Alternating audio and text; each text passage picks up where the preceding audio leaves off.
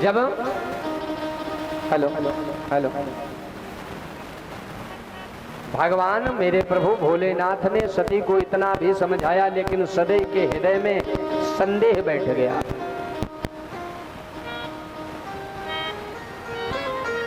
ये वो परमात्मा हो ही नहीं सकता है जिसे मेरे प्रभु ने प्रणाम किया, ये वो राम नहीं हो सकते।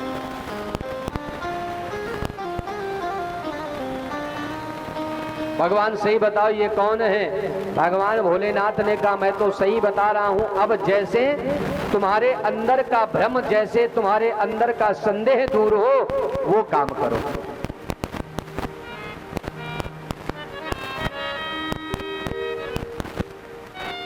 जब बार बार मैया ने पूछा तो बाबा ने कह दिया, देवी अब जिस प्रकार से क्या, जो तुम्हारे मन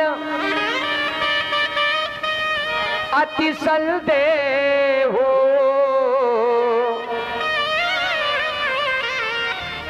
तो किम जाहि परीक्षा ले हूं। अगर देवी तुम्हारे मन में संदेह है तो तुम जाओ, जाकर के भगवान की परीक्षा ले लो। भाई परीक्षा में पास हो जाए तब तुम मान लेना भगवान। और मैया सती यही चाहती थी, भगवान ने वही कह दिया। मैया बड़ी प्रसन्न हो गई।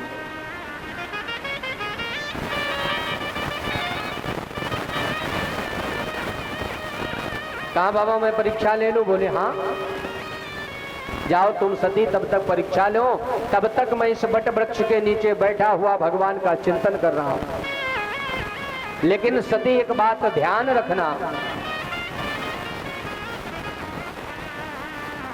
उस परमात्मा की, उस भगवान की परीक्षा लेने तो जा रही हो, लेकिन विचार करके, सोच करके, समझ करके परमात्मा की परीक्षा लेना।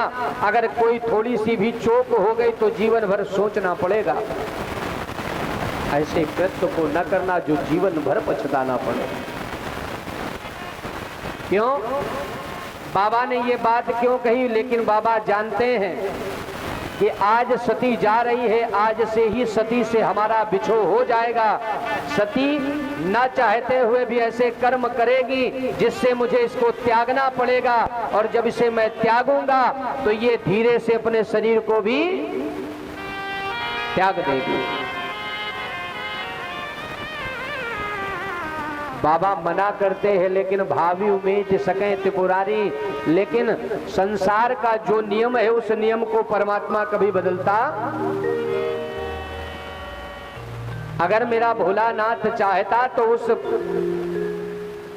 भावी को बाबा मेट सकते थे, सती की मृत्यु का कारण ना बनता। लेकिन भगवान संसार की जो लीला है उस लीला में कभी छेड़छाड़ परमात्मा नहीं करता है।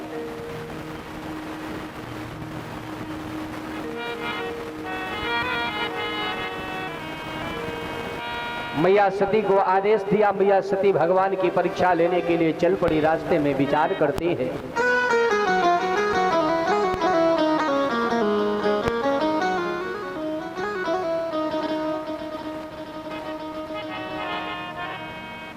विचार करते हैं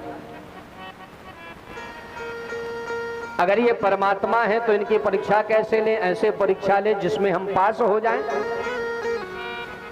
और परीक्षा वही है जो किसी को बिना बताए ली जाए। अब किसी से कह दो हम तुम्हारे खाने की परीक्षा लेंगे, अच्छा सा खाना बनाना, तो वो स्वयं इतना अच्छा बनाएगी। आजकल तो इतनी सुविधाएं हैं। और बिना किसी को बताए अगर किसी की वस्तु की परीक्षा लेनी है, बिना बताए अगर उस परीक्षा में वो पास हो जाए तो वही उत्तम विद्यार्थी है। मेरी मैया चल पड़ी भगवान राघवेंद्र सरकार की परीक्षा लेने के लिए।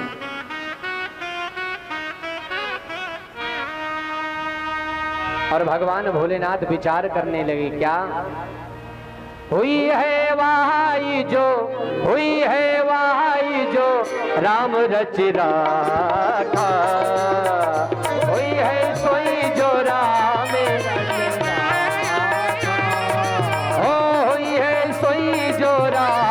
रच राखा, हुई है सोई जो राम को कर तर्क बढ़ावई शाखा, को कर तर्क मोरे कहो न संशय जाही, मोरे मोरे कहे न संशय जाही, मोरे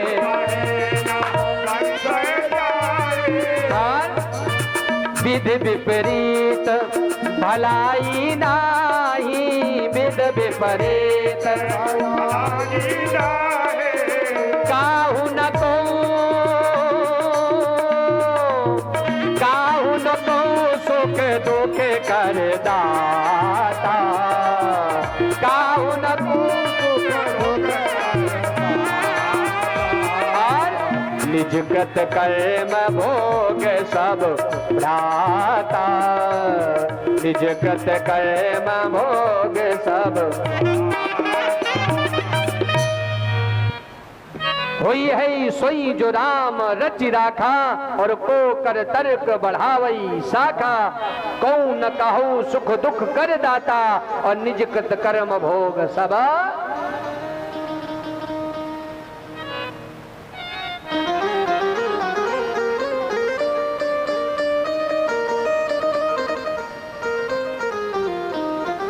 मेरे भोलेनाथ सब जानते हैं।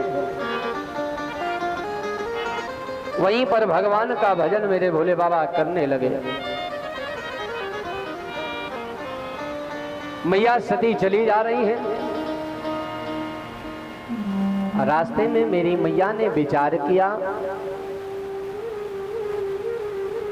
कौन सा मैं उपाय करूं जिससे भगवान राम की मैं परीक्षा ले लूं और मैं उसमें पास हो जाऊं। क्या करूं? रास्ते में माता विचार करती हुई जा रही है।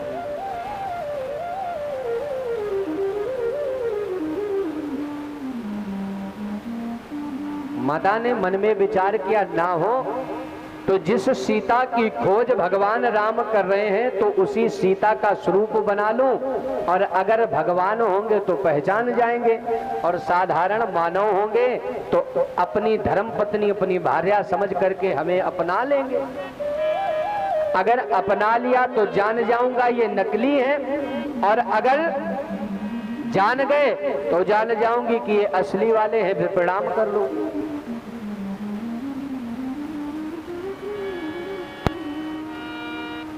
मैया सती ने वैसा ही किया।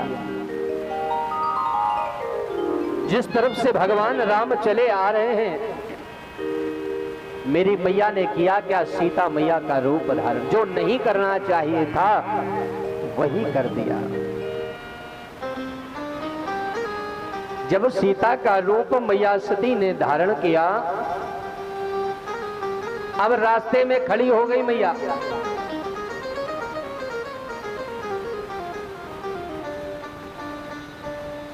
और उधर से भगवान राम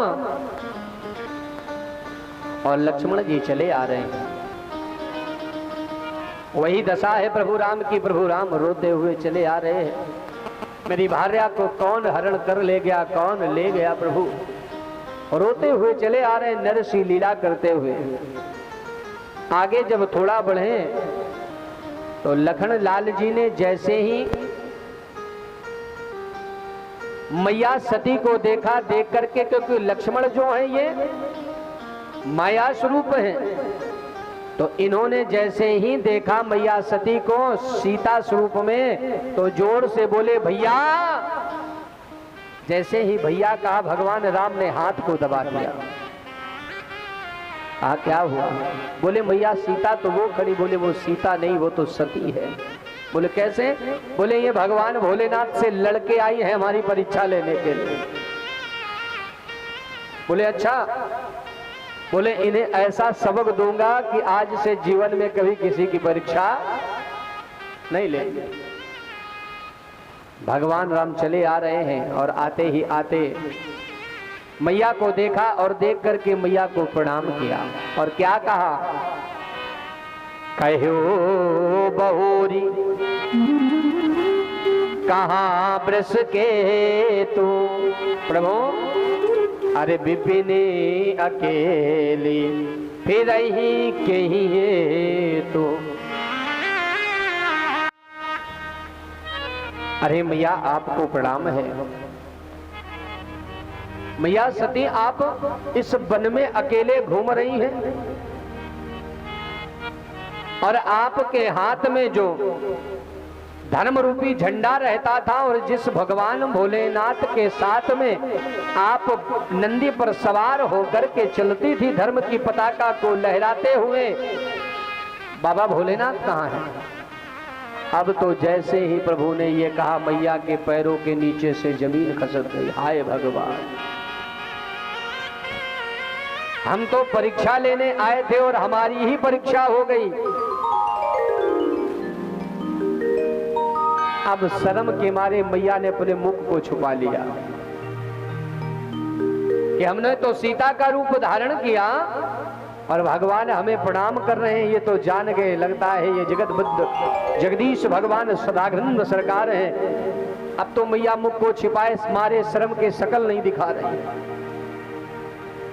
भगवान राम ने विचार किया है इन्होंने हमारी परीक्षा ली है तो थोड़ी अपनी लीला इन्हें दिखाई जाए। भगवान ने किया क्या? अमित रूप प्रगटेत नहीं काला, भगवान ने अनेक रूप धारण कर लिए और कैसे? राम लक्ष्मण सीता त्रिगुण स्वरूप भगवान प्रकट हो गए।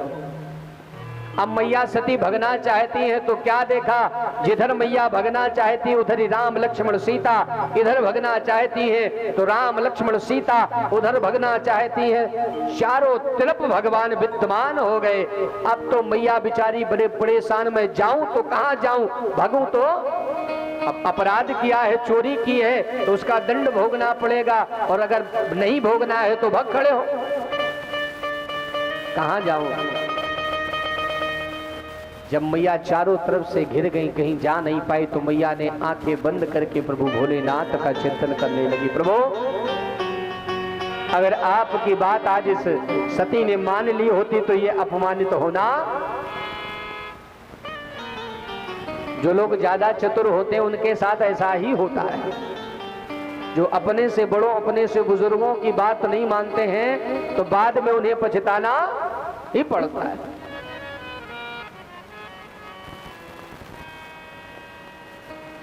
मैया सती नेत्रों को बंद करके भोलेनाथ का चिंतन करने लगी।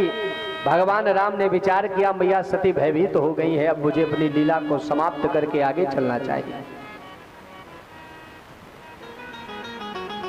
प्रभु राम जब आगे बढ़ गए, अब मैया सती ने जब आंखें खोली क्या देखा? कोई नहीं है। तो भगवान भोलेनाथ के पास पहुंच करके बाबा को प्रणाम किया।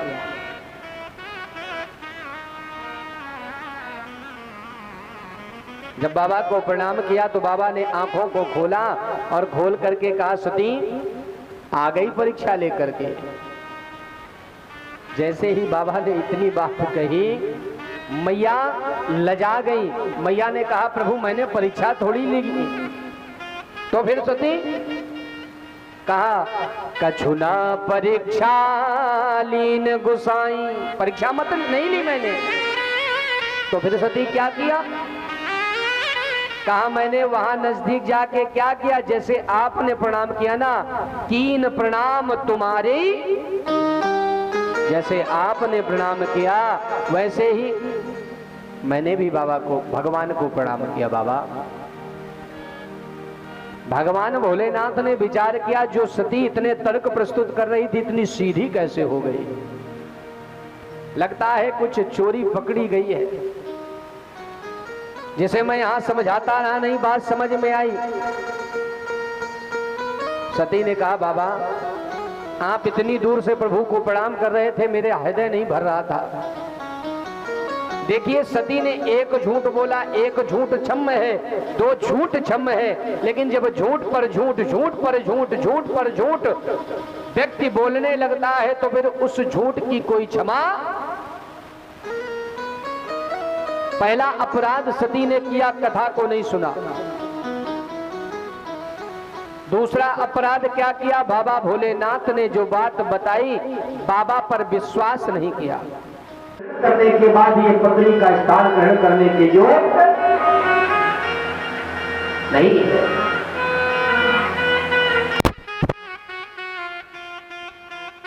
भगवान के हृदय द्रवित हो गया, आंखों में अश्रु आ गए, आंखें सजल हो गई। मेरे भोलेनाथ सती से बहुत प्रेम करते हैं कि सती को कैसे त्यागूं मैं। आंखों में अश्रु भरा है बाबा के कि अब तो सती का परित्याग करना पड़ेगा, और जब परित्याग करूंगा तो ये सती मुझे छोड़ करके चली जाएगी। बहुत दुखी है भगवान भोलेनाथ। मन में ही मेरे बाबा ने संकल्प किया, यही तन सती भेंट अब नाही। देवी, जो तुम्हें मैंने अपना वाम स्थान, वाम भाग दिया था, आज से वह वाम भाग मैं तुमसे छीनता हूं। जो मैं तुम्हें अपनी पत्नी के स्वरूप में देखता था, आज से वह भी तुमसे मैं छीनता हूं। आज से तुम्हें मैं मात्र स्वरूप में देखूंगा। यह तन सती भेंट अब नाही,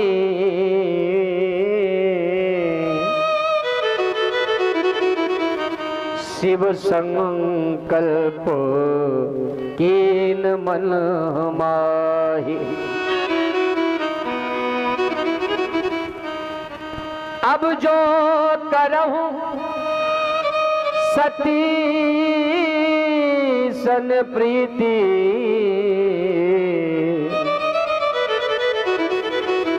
मितहि भगति पथ होई अनीति।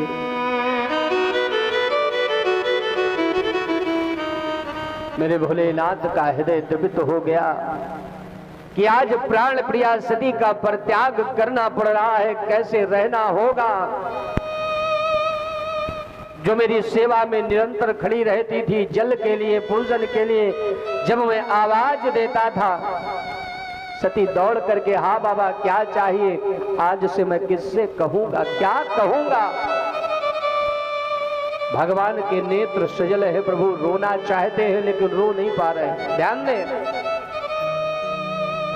इधर मैया भी बहुत पश्चाताप कर रही है कि मैंने बाबा का अपराध कर दिया,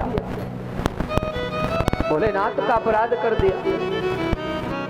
मैया भी जान गई है कि प्रभु इस अपराध का दंड मुझे देंगे, और भोलेनाथ ने मन में ही संकल्प कर लिया।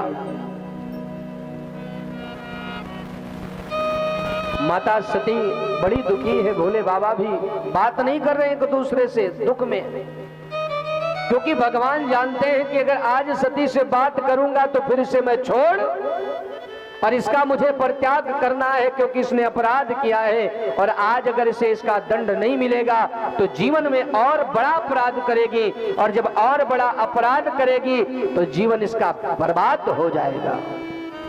ध्यान दे मेरी माताओं, जीवन में सब कुछ करो लेकिन ऐसे अपराधों, ऐसे कामों को मत करो जिससे आप हृदय से तो उतर ही जाए और नजर से भी उतर जाए। अगर हम किसी को सुख नहीं दे सकते हैं, कोई आपका बुरा नहीं चाहता है, ना पति, ना पिता, ना ससुर, न सास, ना गुरु, कोई आपका बुरा नहीं चाहता है। अगर आपको समझाता है या पुरुष को या बालकों को समझाया जाता है तो कहते हैं जो अपना ही होता है उसे ही समझाया जाता है। और बहुत से तो ऐसे लोग होते हैं कि रोते हैं कि मुझे कोई समझाने वाला नहीं है, अगर मुझे कोई समझाने वाला होता तो मुझसे ये अपराध। अरे तुम तो सौभाग्यशाली हो कि तुम्हें कोई समझाने वाला है संसार में। भोलेनाथ बहुत दुखी हैं। कैलाश पर्वत पर आकर के बाबा ने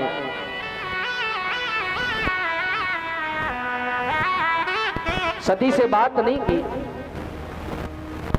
सती से मेरे बाबा ने बात नहीं की, अपने स्वरूप को संभाला है, भजनानंदी स्वरूप बनाया। ध्यान दें, एक और अच्छी बात, बहुत अच्छी बात, स्वरूप का जीवन में बहुत बड़ा महत्व होता है। स्वरूप का जीवन में लोग कहते होंगे पंडित जी इतना बड़ा बड़ा आप लोग टीका लगाते हो, क्यों लगाते हो? टीका का भी बहुत बड़ा महत्व है जीवन में। लोग दिखावे में लोटा लेके मंदिर जल चढ़ाने जाते, क्यों जाते हैं? बहुत बड़ा महत्व है। ध्यान दें, दर्शन करें। ये टीका जो मस्तक पर जब आप लगाते हो, चंदन लगाते हो, तो ये आपको पाप करने से बचाता है। ये जो मस्तक पर टीका है, तो हर व्यक्ति को लगाना चाहिए। जैसे सौभाग्यवती स्त्री का बिंदी आदि सुहाग का सिंदूर आदि होता है, वैसे ही हर माताओं को, हर पुरुष को टीका जरूर लगाना चाहिए। क्योंकि संसार रूपी पति को तो मैंने पा लिया, लेकिन जो जगत पति है उसे भी तो पाना है ना। मस्तक पर टीका होना चाहिए। क्यों? अगर मस्तक पर टीका होगा तो कभी गलत स्थान पर खड़े नहीं होगे।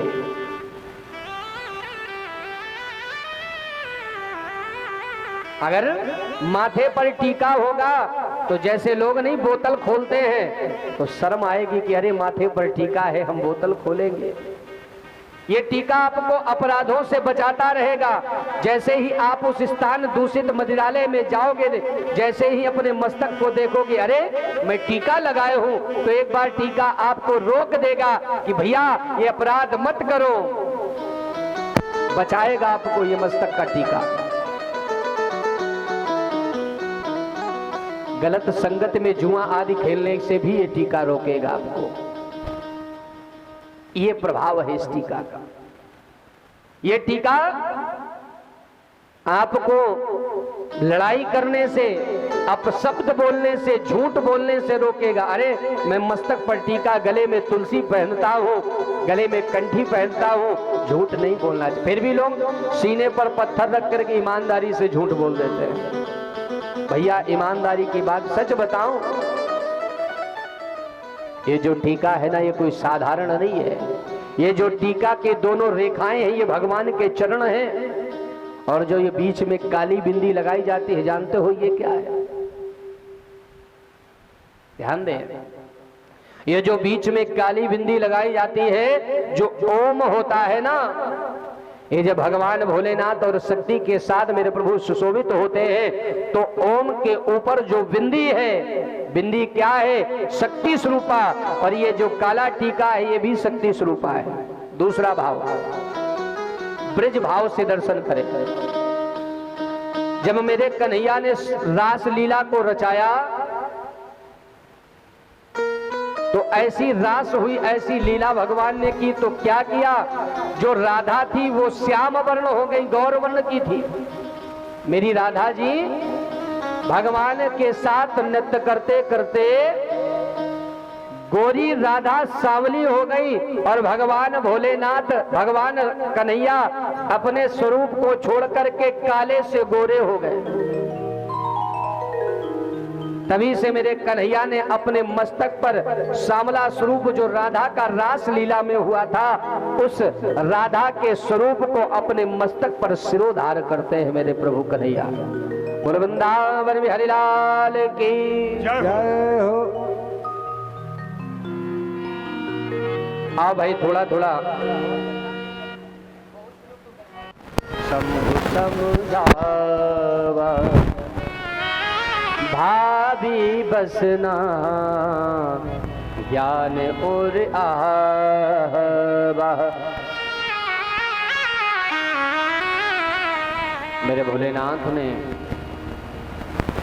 अपने स्वरूप को संभाला है, मस्तक पर त्रिपुंड लगाया है, भुजाओं में भस्म को रमाया है, भजनानंदी स्वरूप बना करके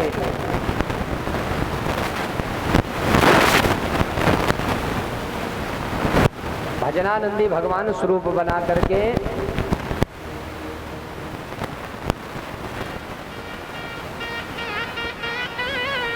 भोलेनाथ भजन के लिए मेरे प्रभु बैठ गए और भगवान प्रभु का भजन करने लगे। इधर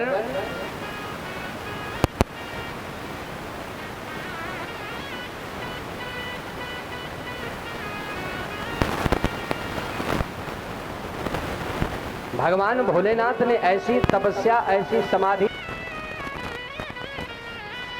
अब मैया करती क्या है, विचार करती है बाबा ने मेरा परित्याग तो कर ही दिया है, तो ये बाबा को मनाने के लिए रोज बाबा के चरणों को धोती हैं, पूजन करती हैं, रोज प्रार्थना करती हैं कि प्रभु जाने अनजाने में हमसे अपराध हो गया, प्रभु मेरे अपराधों को क्षमा करें।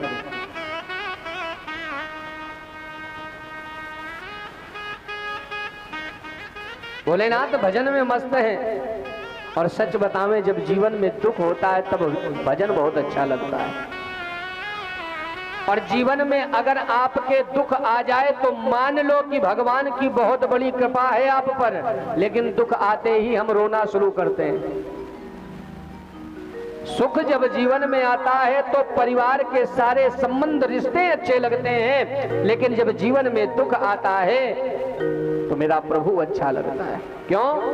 कृष्ण त्वदीय पद पंकज पंजरांते अद्वे तुम्हें विशत मानस राज अंश प्राण प्रयाण समय कफवात पित्तम कंठावरोधन विधो स्मरणम कुतस्ते। अरे प्यारे, इन कंठों के अवरुद्ध होने से पहले राम नाम, शिव नाम, कृष्ण नाम भजन कर लो। अगर कहीं कंठ अवरुद्ध हो गए तो क्या करोगे?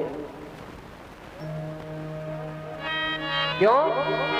क्या भरोसा है इस जिंदगी का,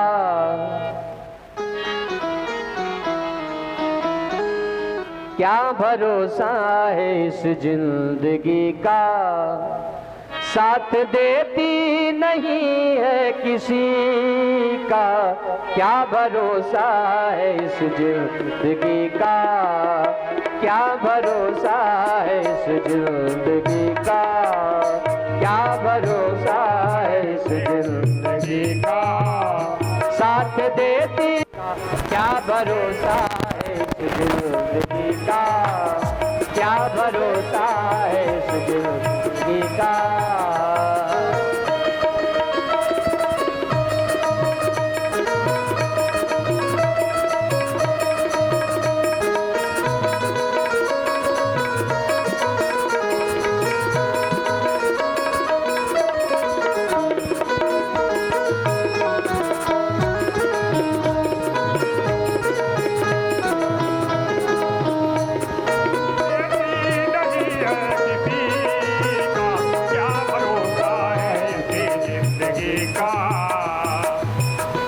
विचार करो, कभी सोते सोते विचार करो कि पता नहीं आज सोए हैं कल उठ पाएंगे या।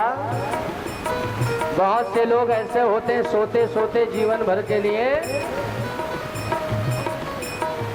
भगवान के दरबार में जाओ और प्रभु से कहो प्रभु आज तो दर्शन हो गया, कल होगा या नहीं होगा। रोज अपने जीवन को ये समझो आज हुआ है कल होगा या नहीं होगा। और जितना समय मिल रहा है उतना भजन करते रहो। क्या भरोसा है इस जिंदगी का, क्या भरोसा है इस जिंदगी का, वो साथ देती नहीं है किसी का, क्या भरोसा है इस जिंदगी का, क्या भरोसा है। और जितना हो सके प्रेम बढ़ाओ, किसी से बैर मत करो। हम लोग ऐसा बैर कर देते हैं कि जीवन भर उस व्यक्ति से बोलते ही नहीं है। अरे प्यारे, हम सभी लोग यहाँ पर किराएदार हैं। कब तक घर है? जब तक मकान मालिक की हम पर कृपा है। मकान मालिक कौन है? मेरा परमात्मा। जब तक मकान मालिक की कृपा है, जब तक वो आपके घर की चाबी नहीं मांग रहा है, तब तक सानंद रहते रहो। और जिस दिन मकान मालिक नाराज हो गया, सारे कपड़े लत्ते सब फेंकवा देगा, घर से बाहर कर देगा। दुनिया है एक हकीकत पुरानी, दुनिया है एक हकीकत पुरानी, ओ दुनिया है एक हकीकत पुरानी, दुनिया है एक हकीकत पुरानी। चलते रहना है उसी की रवानी, चलते रहना है उसी की रवानी। और फर्ज पूरा करो बंदगी का, फर्ज पूरा करो बंदगी का। साथ देती नहीं है किसी का, क्या भरोसा है इस जिंदगी का, क्या भरोसा है इस जिंदगी का। ओ साथ देती नहीं है किसी का, क्या भरोसा है इस जिंदगी का। जय हो।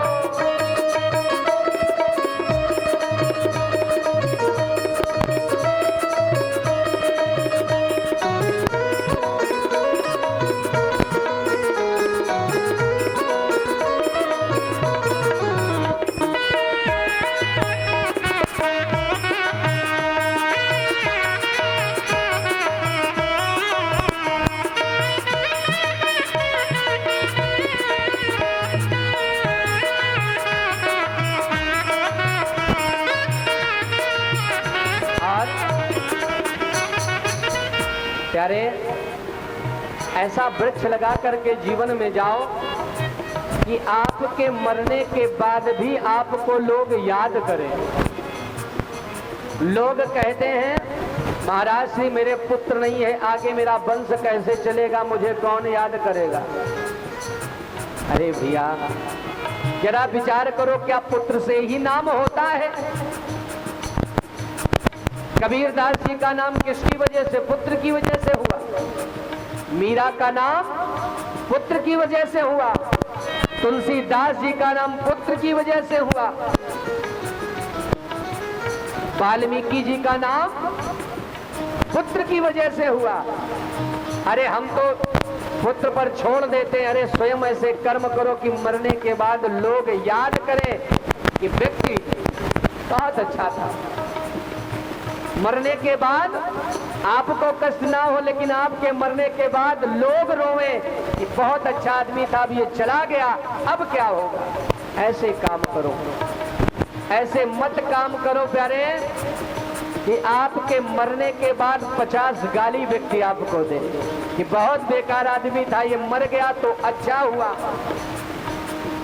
अगर चाहते हो कि जीवन में हम मर करके अपने जीवन को सार्थक बनावें तो ऐसा काम करो, कोई मंदिर का निर्माण कराओ, कोई आश्रम का निर्माण कराओ, कोई ऐसा कार्य करके जाओ कि आपके मरने के बाद भी आपका नाम चलता रहे। क्या भरोसा है, वो क्या भरोसा। बोलिए प्रेम से, क्या भरोसा, ओ क्या भरोसा। ओ साथ देती नहीं है किसी का, साथ। और हम रहे ना मोहब्बत रहेगी, हम रहे ना मोहब्बत रहेगी। आज जो हमने आपसे या किसी से प्रेम भरी वाणी बोल दी, किसी के दुख के समय में हम सहाय बन गए, तो वो जीवन भर हमें याद करता रहेगा प्यारे। अगर किसी को दे नहीं सकते हो तो किसी से छीनने का भी अधिकार नहीं है।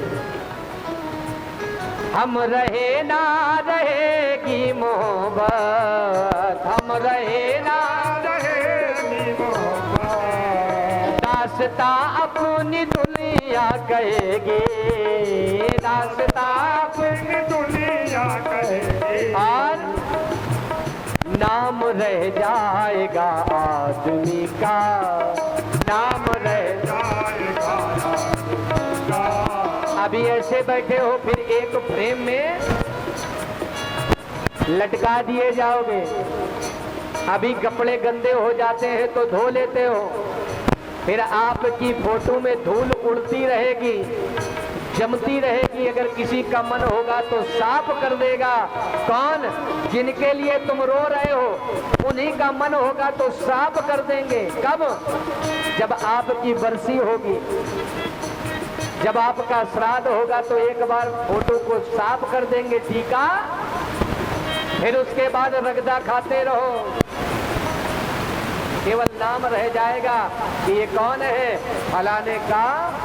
कब? जब याद किए जाओगे, सब भूल जाएंगे।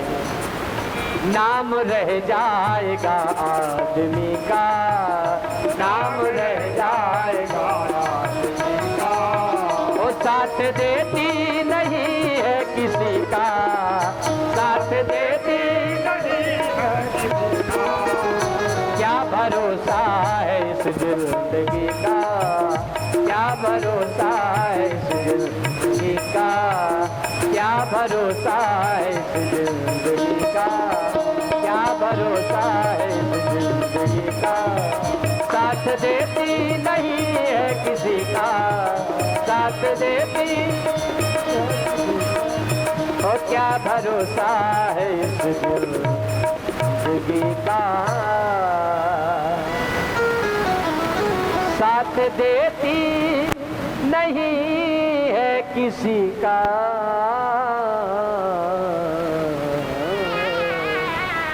बोल राघवेंद्र सरकार की जय, बोल शंकर भगवान की जय। मैया सती रो रही है, विचार करती है अपराध तो किया है। आज भगवान राम का चिंतन किया कि प्रभु आपके ही कारण मुझे भगवान से दूर होना पड़ा। प्रभु आप ही चाहें तो प्रभु को भजन से दूर करें, हमसे एक बार बात तो करें। आज प्रभु राम ने हृदय में स्थापित होकर के पहुंच करके संदेश दिया है कि प्रभु अब अपने नेत्रों को खोलो, मैया बहुत परेशान है। भगवान भोलेनाथ ने नेत्र खोला है और नेत्र खोल करके सती कहा। जैसे ही मानो सती के हृदय में ऐसी प्रेम की हिलोरे होने लगी, मैया दौड़ पड़ी, लोटा भर जल लाई है और बाबा के पास बगल में बैठना चाहती। जैसे ही बगल में बैठने का प्रयास किया, मेरे भोलेनाथ ने कहा देवी सामने बैठो। क्यों? वाम भाग स्त्री का होता है और सामने का भाग मैया का होता है। भगवान में शिव संकल्प कीन मन माही, है तन सती भेंट अब बैठा दिया। मैया समझ गई, अब तो पूर्ण विश्वास है बाबा ने मेरा परित्याग कर दिया है। तब तक शौनकाद ऋषि कहते हैं, अरे महात्मन, इधर आकाश मार्ग से बहुत से विमान चले जा रहे हैं।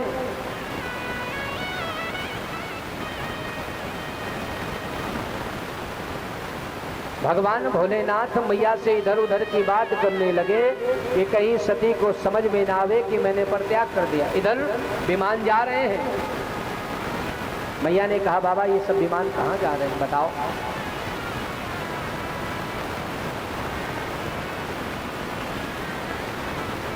बाबा ने कहा देवी क्या करोगी, जो जहां जाता है उसे जाने दो, क्या लेना देना किसी से।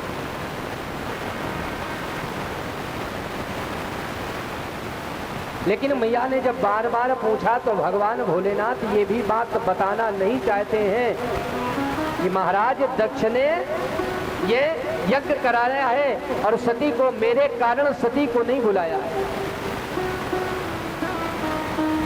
जब बार बार मैया ने पूछा तो बाबा ने कहा देवी ये तुम्हारे सब पिता के यहाँ जा रहे हैं। मेरे पिता के यहाँ क्या बात है प्रभु। बोले तुम्हारे पिताजी नारायण यज्ञ करा रहे हैं, तो उस यज्ञ में सभी देवता अपना अपना भाग लेने के लिए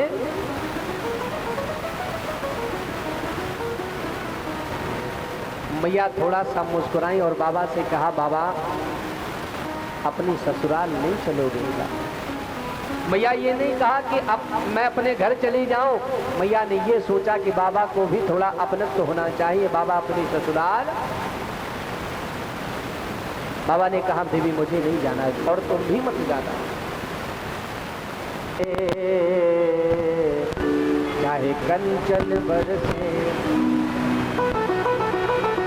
जहां आपके जाने से किसी को प्रसन्नता ना हो वहां पर कदापि नहीं जाना चाहिए देवी। अगर तुम्हारे पिता को तुमसे प्रेम होता तो वो अवश्य तुम्हें बुलाते। मैया ने विचार किया, पति ने तो परित्याग कर दिया है, चलो कुछ दिन अपने मायके में काट आऊंगी तो मेरा जो दुख है वो कुछ कम हो जाएगा, कुछ कम दुख हो जाएगा, और फिर जब दुख कम होगा फिर बाबा के पास में आ जाऊं। लेकिन भगवान ने कहा, देवी वहां जाने से तुम्हारा कल्याण नहीं होगा। मैया ने कहा, बाबा आपको क्यों नहीं बुलाया, हमसे क्या बैर? पिताजी मेरे बहुत मुझे प्रेम करते थे। बोले, देवी मेरे कारणवश पिता ने तुम्हारे नहीं बुलाया। बोले, कब क्या हो गया? तो बताने लगे बाबा। कहा, देवी एक बार देव सभा में जब दक्ष को देवताओं का आधिपत्य प्राप्त हो गया,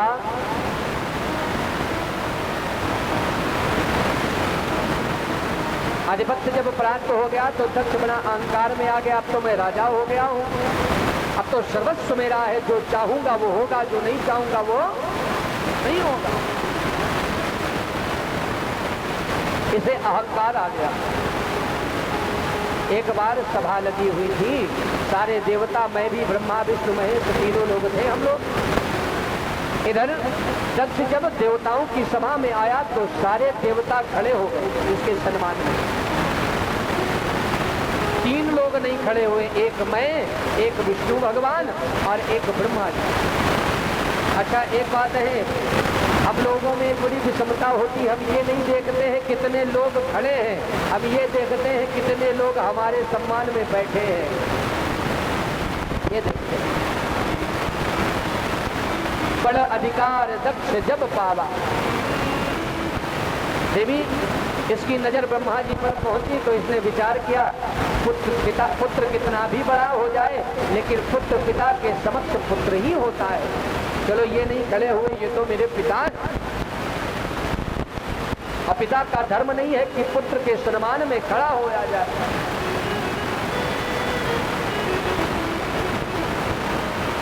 और आगे नजर बढ़ाई तो विष्णु जी को कहा, देवी दक्ष ने विचार किया, ये तो जगत पिता है, जगत पालन करता है, तो अगर ये भी नहीं खड़े हुए तो कोई बात नहीं, लेकिन जैसे ही मेरे ऊपर दृष्टि पड़ी गई, अरे ये तो आग बबूला हो गया। अरे ब्रह्मा जी तुम्हारे कहने से अपनी मृगलोचनी कन्या का विवाह कर दिया इस मरकट जैसे नेत्र वाले से, यानी कि बंदर जैसी आंखों वाले से, शिव से। इसका नाम तो शिव है लेकिन इसके लक्षण सारे अशिव लक्षण हैं, एक भी उत्तम लक्षण इसके अंदर है ही नहीं। और मेरी पुत्री स्वरूपवान, गुणवान, विवेकवान है, ऐसी पुत्री का विवाह इसके साथ करके मैंने बहुत बड़ा अपराध कर दिया ब्रह्मा जी। अरे ये तो मेरा दामाद है, इसे तो खड़े होकर के मेरा सम्मान करना चाहिए। बहुत भला बुरा कहा।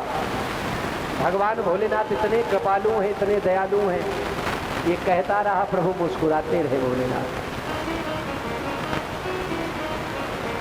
मेरे बाबा मुस्कुराते रहे, क्यों? क्योंकि बाबा जानते हैं कि हमें क्या कहेगा, ये जो कहने दो, क्या लेना देना। बाबा संत वही है प्यारे जो सम्मान में भी प्रसन्न हो जाए और अपमान में भी प्रसन्न रहे, जो सम है वही संत है। जो सम्मान और अपमान को देखे वो संत के लक्षण नहीं। बाबा शांत है, लेकिन इनके बगल में बैठे हुए नंदी जी से रहा नहीं गया। नंदी जी को क्रोध आया, अरे दुष्ट, अधिपत्य पा करके तो अहंकार से गर्वित हो करके मेरे भूत भावन भोलेनाथ का अपमान करता है। जिस मुख से बकरे की तरह म्या म्या करके चिल्लाता है, जाओ मेरा साप है, तेरा ये सर कट करके बकरे का सर हो जाए। नंदी महाराज ने शाप दे दिया। भगवान भोलेनाथ ने हाथ दबाया, क्यों चक्कर में पड़े हो, जो जैसा करेगा वैसा फल भोगना पड़ेगा, क्यों परेशान हो। बोले महाराज आप कुछ नहीं कह सकते हो, लेकिन आपका अपमान एक सेवक सह नहीं सकता है प्रभु। ये मुझे कहता मैं सह लेता, लेकिन मेरे परमात्मा को, मेरे प्रभु को ये अपमानित करता है, तो इसे इसका दंड मिलना चाहिए। देवी तभी से ही इसने संकल्प किया कि आज से जो भी यज्ञ पूजन मैं करूंगा शिव का भाग नहीं होगा। घोषणा कर दी देवी, इसलिए तेरे पिता ने मुझे नहीं बुलाया। अब मैया बड़ी बेचारी परेशान, माता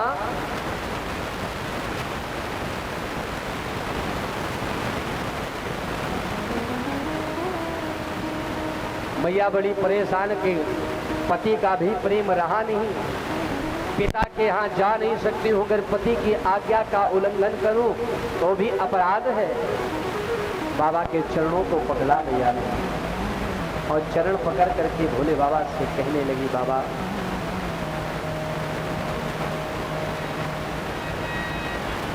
मेरा हृदय करता है, दिल करता है कि प्रभु एक बार अपनी मैया से मिलाओ, बहुत दिन हो गए हैं गई नहीं।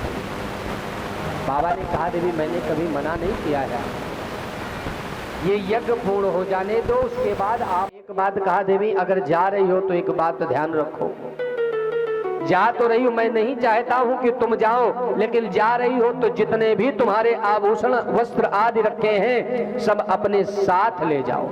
क्यों?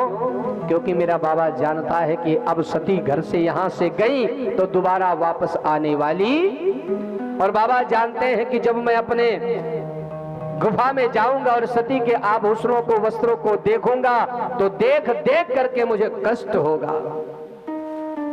बाबा ने कहा जाना है कोई बात नहीं, जाओ, लेकिन अपने आभूषणों को, अपने वस्त्रों को साथ ले जाओ। मैया ने सारे आभूषण वस्त्र तैयार किए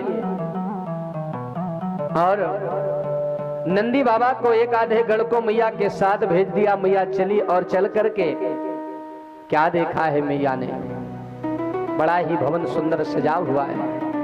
मैया अपने घर में पहुंची और घर में पहुंचते ही मैया ने क्या देखा, जैसे ही मैया प्रसूति ने देखा है अपनी पुत्री सती को, दौड़ करके गले से लगा लिया। सादर भले ही मिली एक माता, पुत्र या पुत्री कितना भी अपराध करे, लेकिन माता का अर्थ ही शाब्दिक अर्थ है, जो करुणामयी है, जो कृपा की सागर है, जो अपने बच्चों की हर गलतियों को माफ कर दे, वही माता है। बालक कितना भी दुष्ट हो, कितना भी अपराधी हो, लेकिन माता कभी कुमाता नहीं हो सकती है। उसका प्रेम जब बालक को कष्ट, बालक कितना भी मैया को दंड दे, कितना भी सताए, लेकिन जब बालक रोता है तो माता से रहा नहीं जाता है, वो मैया है। माता दौड़ करके सती को हृदय से लगा लिया, बोली बेटी बहुत अच्छा किया तुमने जो तुम आ गई। तुम तो अपने पिताजी को जानती हो ना कि जो ये एक बार प्रण कर लेते हैं उसे छोड़ते नहीं हैं। पुत्री तुम आ गई हो ना, अब सब कुछ ठीक हो जाएगा। मैं तुम्हारे पिता को समझाऊंगी कि सबसे बड़ा वो दामाद है, उसे भी बुलाओ, और मेरी बात तुम्हारे पिताजी टालेंगे नहीं, मैं उनसे कहूंगी। लेकिन जैसे ही मैया से मिलने के बाद थोड़ा आगे मिली तो क्या हुआ, भगनी मिली बहुत मुस्काता। क्या सादर भले ही मिली एक माता, अरे भगनी मिली बहुत मुस्काता।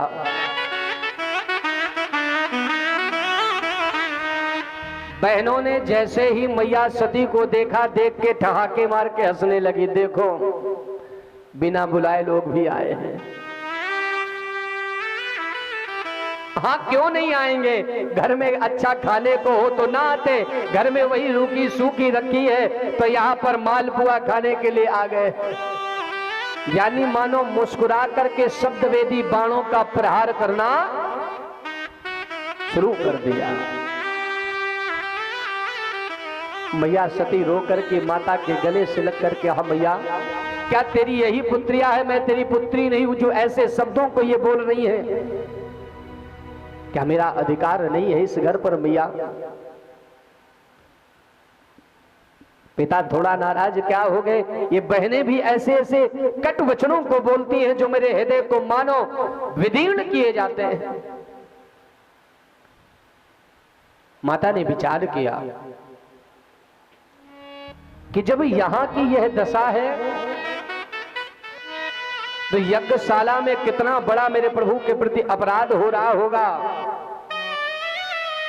एक क्षण मेरी मैया वहां पर नहीं रुकी, यज्ञशाला में प्रस्थान कर दिया मेरी माता ने।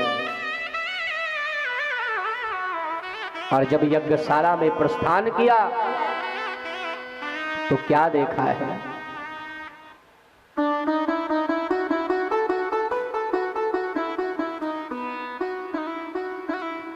सती जाई देखूं तब जागा। यज्ञशाला में पहुंच करके सती ने क्या देखा? कतहु न देख शंभु कर भागा। मैया जब यज्ञशाला में पहुंची तो विष्णु जी का कलश है, ब्रह्म कलश है, इंद्र कलश है, सारे कलश है, लेकिन रुद्र कलश मैया को कहीं पर दिखाई कहीं पर दिखाई नहीं पड़ा। वहां पर जितने ब्राह्मण बैठे हुए थे, मैया ने सभी से कहा, अरे ब्राह्मणों, तुम थोड़े से धन के लालच में आकर के इस यज्ञ को करा रहे हो जो यज्ञ कल्याण का स्वरूप है। और कल्याण कौन है? कल्याण मेरा शिव है, और जहां पर शिव नहीं है वो यज्ञ कभी पूर्ण नहीं हो सकता है। और जब पूर्ण नहीं होगा तो जजमान का भी कल्याण होने वाला। थोड़े से धन के लालच में आकर के अपराध कर रहे हो। मैया ने क्रोध में कहा, तुम्हें इसका दंड भोगना पड़ेगा ब्राह्मणों। जो ज्ञानी ब्राह्मण थे, जो समझदार थे, उसी क्षण उस यज्ञ को छोड़ करके चले गए। ब्रह्मा जी भी चल दिए, विष्णु जी भी चल दिए, लेकिन कुछ लोग वहां पर रहे। कौन से? जो ये देखना चाहते हैं कि अब यहां का हाल क्या होगा। बहुत से लोग होते हैं, लड़ाई देखने में उन्हें आनंद आता है। अब इन्होंने मारा है तो अब वो क्या करेंगे आगे, ये देखने के लिए हम लोग बैठे रहते हैं।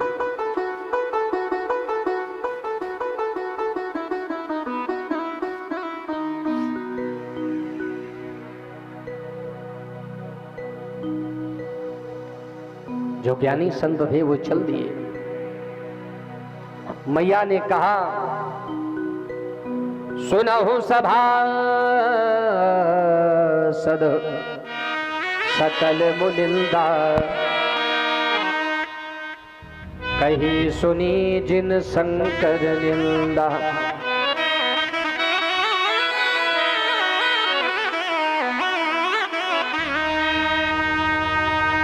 मैया ने कहा, जितने भी सभा में बैठे सभासद हैं सभी लोग ध्यान लगाकर श्रवण करें। आज मैं घोषणा करती हूं, ये जो मेरा पिता यज्ञ कराने जा रहे हैं, ये यज्ञ पूर्ण नहीं होगा।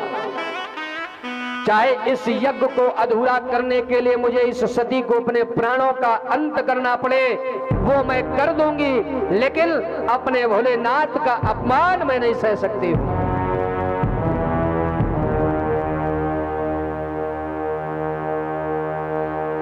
ब्राह्मणों से निवेदन किया, ब्रह्म देवता आप लोग मंत्रों का उच्चारण करें। आज यह सती अपने हाथों से अपने भोलेनाथ के नाम की आहुति छोड़ेगी।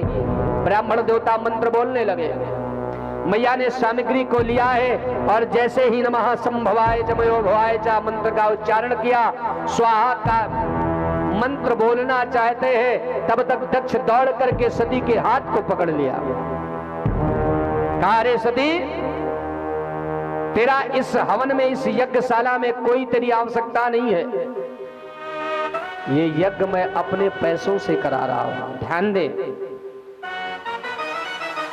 ये जो यज्ञ है मैं अपने पैसों से करा रहा हूं, तू अपने साथ कोई सामग्री नहीं लाई है, इसलिए तुझे यज्ञ में आहुति, यज्ञ में स्वाहा करने का अधिकार नहीं है।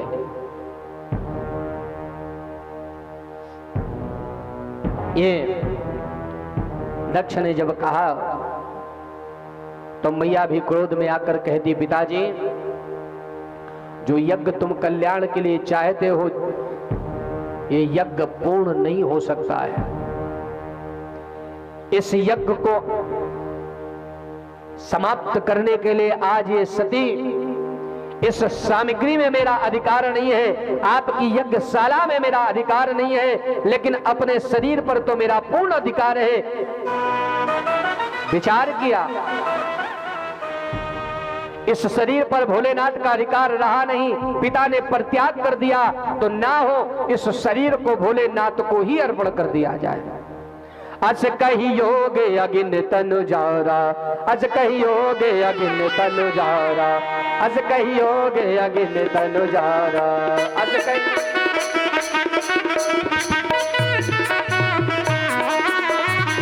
अस कहियो गे अगिन तनु जारा, अस कहियो गे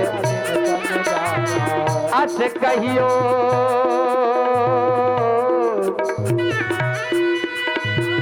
अस कहियो गे अगिन तनु।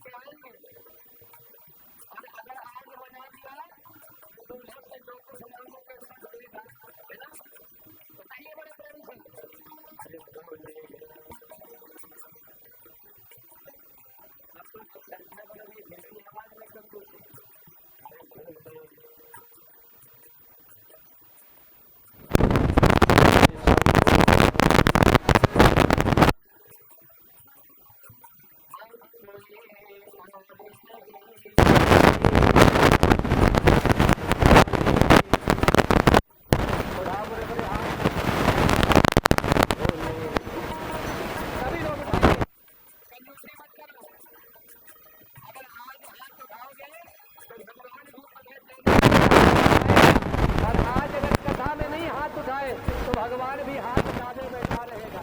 पूरे पूरे हाथ उठा के कहिए,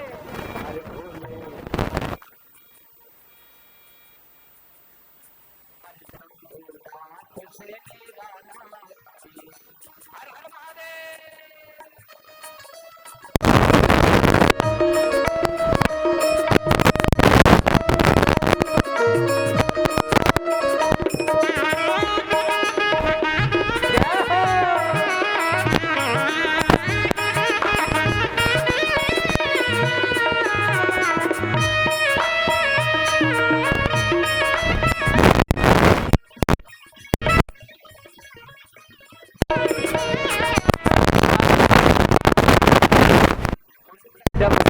दम बोले अगम निगम का भेद खोले,